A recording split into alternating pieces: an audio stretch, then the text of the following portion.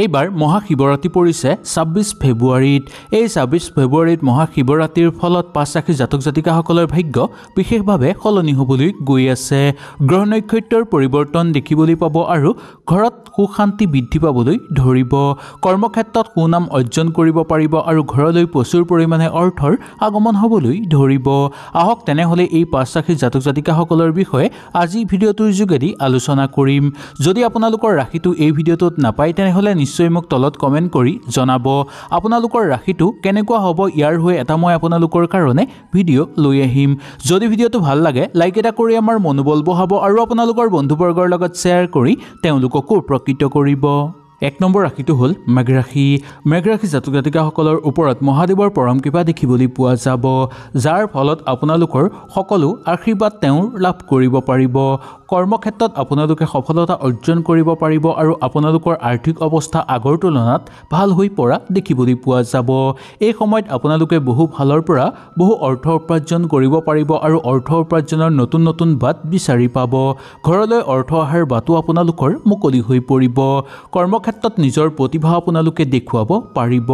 সকলোৰে মন জয় কৰি ল'ব পাৰিব। কৰ্মত সম্পূৰ্ণ ফল লাভ কৰিব পাৰিব আৰু যি কামেই আপোনালোকে হাত নিদিয়ক কিয় সেই কামত আপোনালোকে উচিত ফল লাভ কৰিব পাৰিব। উপাৰ্জনৰ বাট মুকলি হৈ পৰিব আৰু উপাৰ্জন কৰিবৰ কাৰণে নতুন নতুন সুযোগ সুবিধাও আপোনালোকে লাভ কৰিব পাৰিব। কিন্তু এই ক্ষেত্ৰত আপোনালোকৰ খৰচৰ মাত্ৰা বৃদ্ধি পোৱাৰ সম্ভাৱনা দেখিবলৈ পোৱা যাব পাৰে। সেইকাৰণে এই ক্ষেত্ৰত আপোনালোকে খুব সাৱধানতা অৱলম্বন কৰিব আৰু ভবাগুণা নকৰাকৈ কেতিয়াও আপোনালোকে কৰ্মক্ষেত্ৰত লেনদেন নকৰাটো উচিত। কৰ্মক্ষেত্ৰত যদি আপোনালোকে লেনদেন কৰে তেনেহ'লে লোকচান হোৱাৰ সন্মুখীন দেখিবলৈ পোৱা যাব পাৰে। সেইকাৰণে লেনদেন কৰিবলগীয়া হ'লেও খুব সাৱধানতা আপোনালোকে অৱলম্বন কৰিব। এই সময়ত মেঘ ৰাশিৰ জাতক জাতিকাসকলৰ ভ্ৰমণৰ প্ৰবল যোগ দেখিবলৈ পোৱা যাব পাৰে। দূৰ ভ্ৰমণ কৰিব বিচাৰিলে আপোনালোকে কৰিব পাৰিব। মেঘ ৰাশিৰ জাতক জাতিকাসকলৰ মহাদেৱৰ পৰম কৃপা পৰাৰ ফলত আপোনালোকে যিকোনো ক্ষেত্ৰত আগভাগ ল'ব বিচাৰিলে সুন্দৰভাৱে ল'ব পাৰিব আৰু যিকোনো কাম হাতত লৈ সম্পূৰ্ণ কৰিব পৰাৰো সম্ভাৱনা দেখিবলৈ পোৱা যাব। মহাদেৱৰ কৃপাৰ ফলত আপোনালোকৰ ঘৰৰ সুখ শান্তি বৃদ্ধি পাবলৈ ধৰিব আৰু ঘৰত প্ৰচুৰ পৰিমাণে অৰ্থৰ আগমন হ'বলৈ ধৰিব। মহাদেৱ আহি মেঘ ৰাশিৰ জাতক জাতিকাসকলৰ ঘৰত প্ৰৱেশ কৰিবলৈ ধৰিব আৰু যাৰ ফলত মেঘ ৰাশিৰ জাতক জাতিকাসকলৰ সকলো মনৰ আশা পূৰ্ণ হৈ পৰিব। সকলো ফালৰ পৰা আপোনালোকৰ ঘৰত সুখ শান্তি বৃদ্ধি পাবলৈ ধৰিব আৰু পৰিৱেশ আপোনালোকৰ পবিত্ৰ হৈ পৰা দেখিবলৈ পোৱা যাব। ২ নম্বৰটো হ'ল মিথুন ৰাশি। মিথুন ৰাশিৰ জাতক জাতিকাসকলৰ ওপৰত মহাদেৱৰ পৰম কৃপা দেখিবলৈ পোৱা যাব, যাৰ ফলত আপোনালোকৰ জীৱনত আমদানি বৃদ্ধি পাবলৈ ধৰিব। আপোনালোকে বহু ধন উপাৰ্জন কৰিব পাৰিব। ব্যৱসায়িক বাণিজ্যৰ ক্ষেত্ৰত আপোনালোকে বহু ভাল সংকেত লাভ কৰিবলৈ সক্ষম হ'ব আৰু ব্যৱসায়ত আপোনালোকে প্ৰচুৰ পৰিমাণে অৰ্থ উপাৰ্জন কৰিব পাৰিব আৰু সেই অৰ্থ আপোনালোকে জমাও কৰিব পাৰিব। যদি ক'ৰবাত কিবা কাম ৰৈ আছে, বহু চেষ্টা কৰাৰ পিছতো আপোনালোকে সেই কাম সম্পূৰ্ণ কৰিব পৰা নাই তেনেহ'লে মহাদেৱৰ কৃপাৰ ফলত সেই কামো আপোনালোকৰ সম্পূৰ্ণ হৈ পৰিব। আপোনালোকৰ আত্মবিশ্বাস বৃদ্ধি পাবলৈ ধৰিব। কোনো আত্মীয়ৰ সহায়ত আপোনালোকে কৰ্মক্ষেত্ৰত উন্নতি কৰিব পাৰিব। পৰিয়ালৰ মাজত আপোনালোকৰ আনন্দ বৃদ্ধি পাবলৈ ধৰিব। যেতিয়াই আপোনালোকে যি কাম কৰিব বিচাৰে সুন্দৰভাৱে কৰিব পাৰিব। সহকৰ্মীৰ বা সহযোগীৰ পৰা পূৰ্ণ সহযোগিতা আপোনালোকে লাভ কৰিবলৈ সক্ষম হ'ব। ব্যৱসায়িক বাণিজ্য কৰি থকা লোকসকলে আপোনালোকে ব্যৱসায়ত উন্নতি কৰিব পাৰিব।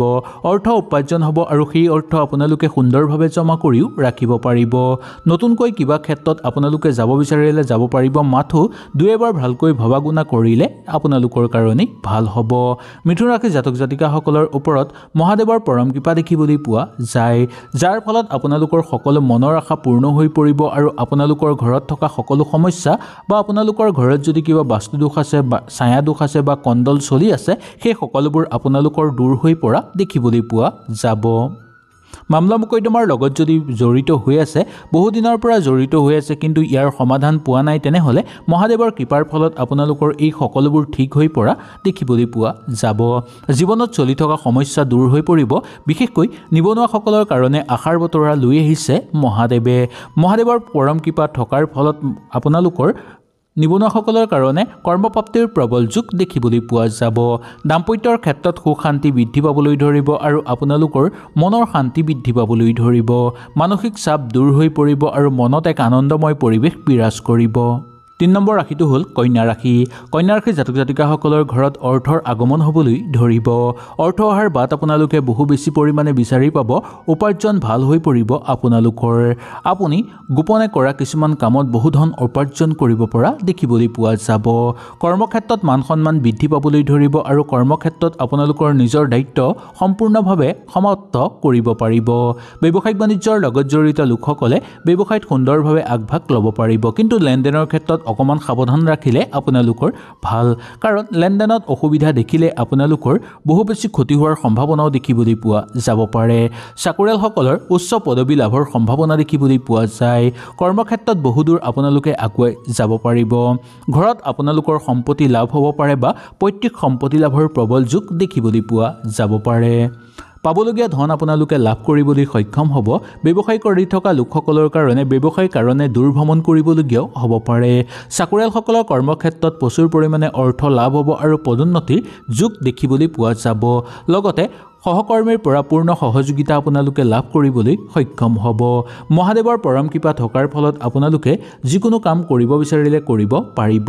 ইয়াৰ ফলত মহাদেৱৰ পৰম আশীৰ্বাদ আপোনালোকৰ ওপৰত সদায় থাকিব। এটা কথা নিশ্চয় মনত ৰখাটো আপোনালোকৰ কাৰণে দৰকাৰ যে আপোনালোকে যিকোনো কাম কৰাৰ আগত ঘৰৰ মানুহৰ পৰামৰ্শ নিশ্চয় ল'ব বা ঘৰৰ মানুহৰ কথাৰ মতে আপোনালোকে চলিবলৈ চেষ্টা কৰিব। সৰু সুৰা ক্ষেত্ৰত যদি আপোনালোকৰ ঘৰত কণ্ডল চলি থাকে, আপোনালোকৰ ঘৰত প্ৰায় অশান্তি হৈ থাকে বা অবান্তিক খৰচ বাঢ়ি থাকে, তেনেহ'লে এই মহাদেৱৰ পৰম কৃপাৰ ফলত আপোনালোকৰ এই সকলোবোৰ ঠিক হৈ পৰিব। ইয়াৰ পিছতে ক'ব লাগিব যে শিল্পী সাংস্কৃতিক জগতৰ লগত জড়িত লোকসকলেও প্ৰাপ্য ধন আদায় কৰি ল'ব পাৰিব। এই শিৱৰাত্ৰিৰ ফলতেই আপোনালোকৰ ভাগ্য বিশেষভাৱে সলনি হ'বলৈ গৈ আছে। ইয়াৰ ফলত আপোনালোকে বহু সুখবৰ লাভ কৰিব পাৰিব। ঘৰত আৰু ঠিকাটুকলি কৰা লোকসকলৰ কাৰণেও নতুন খবৰ লাভৰ প্ৰবল যোগ দেখিবলৈ পোৱা যাব। 4 নম্বৰটো হ'ল ধনুৰাশি। ধনুৰাশিৰ জাতক জাতিকাসকলৰ ওপৰত মহাদেৱৰ পৰম কৃপা দেখিবলৈ পোৱা যাব। এই শিৱৰাত্ৰিৰ ফলতেই আপোনালোকৰ ভাগ্য বিশেষভাৱে সলনি হ'বলৈ গৈ আছে, যাৰ ফলত আপোনালোকে কৰ্মক্ষেত্ৰত উন্নতি কৰিব পাৰিব।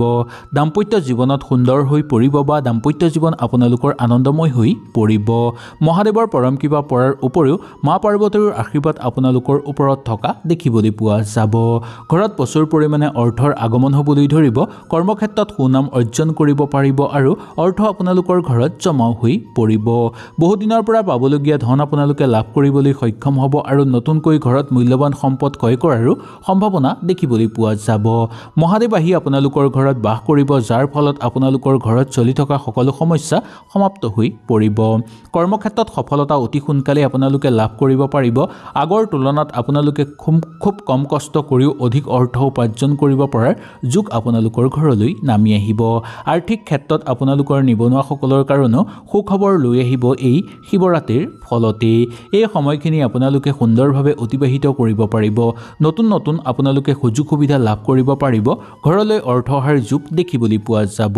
কৰ্মক্ষেত্ৰত আপোনালোকৰ সুন্দৰভাৱে সময় অতিবাহিত কৰিব পাৰিব আৰু সহকৰ্মীৰ লগত আপোনালোকৰ ভাল পোৱা বা মৰম চেনেহ বৃদ্ধি পাবলৈ ধৰা দেখিবলৈ পোৱা যাব পাৰে। মানসিক চাপ আপোনালোকৰ দূৰ হৈ পৰিবলৈ ধৰিব, কিন্তু সেই ক্ষেত্ৰত একেবাৰে আপোনালোক নিশ্চিন্ত নহ'ব। কৰ্মত আপোনালোকৰ উন্নতি দেখিবলৈ পোৱা যায় আৰু নতুনকৈ ঘৰত কিবা মাংগলিক অনুষ্ঠান যদি আপোনালোকে অনুষ্ঠিত কৰিব বিচাৰে, তেনেহ'লেও সুন্দৰভাৱে অনুষ্ঠিত কৰিব পাৰিব। আগৰ কিবা ৰৈ থকা কাম আপোনালোকৰ হৈ উঠিব আৰু এই মহাদেৱৰ শিৱৰাত্ৰিৰ ফলতেই আপোনালোকৰ এই সকলোবোৰ হৈ পৰা দেখিবলৈ পোৱা যাব। নতুনকৈ কিবা চিন্তা চৰ্চা কৰিলে আপোনালোকৰ কাৰণে ভাল হ'ব। ইয়াৰ বাহিৰেও ভৱিষ্যতৰ কাৰণে যদি ধনুৰাশিৰ জাতক জাতিকাসকলে কিবা চিন্তা চৰ্চা কৰে, তেনেহ'লেও আপোনালোকৰ কাৰণে মংগল হ'ব। 5 নম্বৰটো হ'ল মীন ৰাশি। মীন ৰাশিৰ জাতক জাতিকাসকলৰ ওপৰত মহাদেৱৰ পৰম কৃপা দেখিবলৈ পোৱা যাব। এই শিৱৰাত্ৰিৰ ফলতেই আপোনালোকৰ ঘৰলৈ সুখ শান্তি বৃদ্ধি পাবলৈ ধৰিব। সকলো কৰ্মতে আপোনালোকে সফলতা অৰ্জন কৰিব পাৰিব। এই সময়ত আপুনি ভাগ্যৰ পৰাও সকলো ক্ষেত্ৰত লাভ অনুভৱ কৰা দেখিবলৈ পোৱা যাব। উপাৰ্জনৰ সকলো বাট আপোনালোকৰ মুকলি হৈ পৰিব। অৰ্থ জমাও আপোনালোকে কৰিব পাৰিব। আপোনালোকৰ মনত দৃঢ়তা বৃদ্ধি পাবলৈ ধৰিব, যাৰ ফলত আপোনালোকে কিছুমান কৰিব নোৱাৰা কামো কৰি সম্পূৰ্ণ কৰি দেখুৱাব পাৰিব। ইয়াৰ ফলত আপোনালোকৰ বহু বেছি লাভ হ'ব। সকলোৱে আপোনালোকক ভাল পাব আৰু আপোনালোকৰ মান যশ বৃদ্ধি পাবলৈ ধৰিব। সকলোকে ভালদৰে আপোনালোকে চোৱাচিতা কৰিব পাৰিব আৰু ঘৰৰ পৰিৱেশ সুন্দৰ কৰি আপোনালোকে ৰাখিব পাৰিব। কিছুমান নতুন দিশৰ পৰা আপোনালোকৰ জীৱনলৈ সফলতা নামি অহা সম্ভাৱনা দেখিবলৈ পোৱা যায়। সকলো কৰ্মত আপোনালোকে পৰিয়ালৰ পৰা সহযোগিতা লাভ কৰিব পাৰিব আৰু ইয়াৰ উপৰিও বন্ধুবৰ্গৰ পৰা পূৰ্ণ সহযোগিতা আপোনালোকে লাভ কৰিব পাৰিব। চাকৰিয়ালসকলৰ কাৰণে চলি থকা সমস্যা দূৰ হৈ পৰিব আৰু আপোনালোকৰ সহযোগীৰ লগত যদি বহুদিনৰ পৰা মতানৈক্য হৈ আছে সেই সকলোবোৰো আপোনালোকৰ সমাপ্ত হৈ পৰিব। আপোনাৰ কাম সঠিকভাৱে আৰম্ভ হ'ব আৰু সেই কাম আপোনালোকে সঠিকভাৱে অন্তও কৰিব পাৰিব। উন্নতিৰ যুগ দেখিবলৈ পোৱা যায়। এই শিৱৰাত্ৰিৰ ফলত বিশেষকৈ বেছিকৈ লাভৱান হ'ব নিবনুৱাসকল। নিবনুৱাসকলৰ কাৰণে পদোন্নতিৰ আশা আছে যদিও আপোনালোকৰ নিবনুৱাসকলৰ কৰ্মপ্ৰাপ্তিৰ প্ৰবল যুগ দেখিবলৈ পোৱা যায়। দূৰ সম্পৰ্কীয় কোনো মানুহে আপোনালোকক কৰ্মক্ষেত্ৰত সহায় সহযোগিতা আগবঢ়াব। এই সময়খিনি আপোনালোকে নিজকে লৈ ব্যস্ত হৈ চলিবলৈ চেষ্টা কৰাটো ভাল। মনত ৰখাটো দৰকাৰ যে আপোনালোকে একো ৰাইজে বেয়া পোৱা বা কোনো ঘৰৰ মানুহে বেয়া পোৱা কাম আপোনালোকে নকৰিব। প্ৰেমৰ ক্ষেত্ৰত এই ক্ষেত্ৰত মধ্যম বুলি ক'ব পৰা যায়। পৰিয়ালৰ মাজত মান সন্মান বৃদ্ধি পাবলৈ ধৰিব আৰু আপোনালোকৰ বুদ্ধিৰ বিকাশ ঘটিবলৈ ধৰিব। আপোনালোকে সোনকালে প্ৰতিটো সম্পত্তি ক্ৰয় কৰিব পাৰিব আৰু ঘৰলৈ যদি কিবা নতুন সম্পত্তি কিনিব বিচাৰে তেনেহ'লেও আপোনালোকৰ মংগলময় বুলি ক'ব পৰা যায়।